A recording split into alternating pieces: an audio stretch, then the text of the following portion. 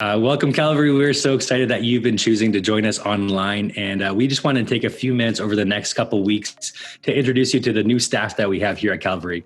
Obviously, we can't do it in person, so the next best thing is Zoom. So here we go. Today, we're going to introduce you to the first new staff member, Cameron Bell, who's joined us just a couple weeks ago, and we're super excited to have him join the team. Cameron, I'd love for you to just share a little bit about yourself, how old you are, where you grew up, and the education that you've just kind of completed. Sure, yeah. So I'm turning 24 this year in September. I grew up in Oshawa, Ontario. I still live there currently, hoping to move soon to get a little bit closer to the church. I just finished school at Master's College and Seminary in the BRE program, Bachelor of Religious Education. And right before that, I was at University of Ontario Institute of Technology. It's now called Ontario Tech, where I earned a Bachelor of Commerce. Awesome. So Cameron, tell us a little bit of why this position at Calvary appeals to you. Yeah, so I just mentioned kind of my educational history, and while I was going through those programs, I was kind of wondering what this might lead to, where I might end up. And so I'm really excited to be able to use two areas of interest of mine, both in the church administration and business administration, coming together and just being able to use that to serve Calvary Church and to serve God's greater mission. It's awesome. It's really good to hear. So we'd love to hear a little bit about your faith journey. Tell us a little bit about kind of how you grew up, what major places played a role in your faith journey, and how you've seen God move in your life. We'd all love to hear. Yeah, so I guess my faith journey kind of begins when I was 6 years old. I was attending a VBS in North Oshawa, and it wasn't with our church that we attended. So it was kind of new, and I didn't have a lot of friends at this camp. And so I had heard that on Thursday, everyone was going to give their lives to Christ and pray this prayer. Yeah. And so as a 6-year-old, that was really intimidating to me. So I went home on Wednesday night and asked my mom what this meant, and she explained everything to me. And so that night, right before bed on Wednesday, I gave my life to Christ. And since then, I've kind of been realizing what that means and how great that is, and also some of the challenges that are associated with that. Yeah. Yeah. Cool. How have you seen God move in your life since that moment when you were 6? Yeah. So I've been attending church since I was a kid, right up through my youth and into my young adulthood. And my walk with God has included some really great seasons of just being in His Word and really feeling like I'm listening and obeying to what He says. And then there have been some seasons that are also fairly dry too. I'm really thankful for mentors and family that just, I know, have been praying boldly into my life and into my future, asking God to give me wisdom. And I'm really thankful for all of those people. And just thankful for God's faithfulness, that every time, things have maybe taken a turn off of what His will is, that He's just been so faithful to call me back to a life that just reflects how good He is and how holy He is. Yeah, that's awesome. Mm-hmm.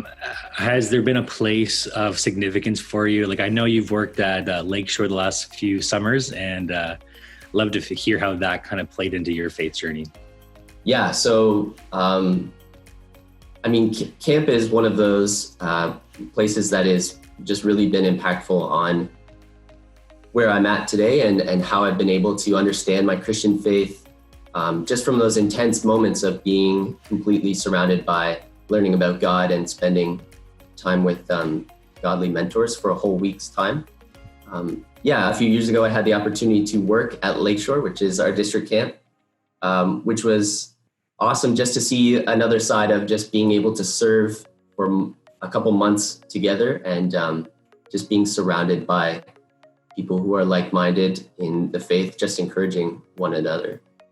Yeah, that's awesome. I know you're a man of many hidden talents, and you volunteered with us in your first year at Masters with our youth group. So a lot of our youth would know who you are. And then after you were done volunteering with us, I found out you did everything. So you kept the secret from me. So I'd love to hear some of your hobbies, some things you do to keep yourself busy, especially during this time. Sure. Yeah, I love to play music. I think I don't have a lot of perseverance, so I've learned probably a lot of instruments right up to a mediocre level. So I enjoy doing that and getting into music gear and stuff like that. Also recently, I've decided that I've enjoyed reading. And so I've been reading a lot of books. School kind of initiated that process, and now just enjoy the process of learning even outside of classes. So that's so funny. I found that for me, reading was something that happened after school. It was like during school, I dreaded it, and now I can read all the time. So it's funny how that happens for so many people. I'd love to hear maybe what is like a verse or something that God has been saying to you to help keep you encouraged through this season that we've been walking through. Yeah, I think one of the things that's just been reaffirmed even in this season where we can't meet in the same physical location is just the importance of how we as the body of believers are the church, and that the way that the world will really come to know who God is by seeing the body of believers being the church, rather than sometimes what we make the church into be as something else. And so I've just been listening to some podcasts, and it just seems like the more I research this topic, the more that that idea is kind of confirmed, that God seems to be speaking, that we are the church and we have the responsibility to be the beacon to the world. Yeah, that's so good. Thanks for sharing that. Mm-hmm. So obviously we can't end this without knowing some critical, important information about you. We need to know what your favorite food is, and obviously your favorite Kawartha Dairy ice cream flavor, because that just is simple in Peterborough. Yeah, I mean, my favorite food is free, if that counts. I mean, if I have to pay for it, it's probably pizza. And my favorite Kawartha Dairy ice cream flavor, I mean, I always say Moose Tracks, so I guess that has to be it. Not super adventurous with ice cream. So yeah, I understand that. I just love chocolate. I get chocolate wherever I go. People laugh at me, but it's always the best. There's never disappointment. It's good. So we are so excited that you joined the team. We know that you're going to add an awesome piece of just knowledge, and you're a solid person. I've had the privilege of knowing you for a few years.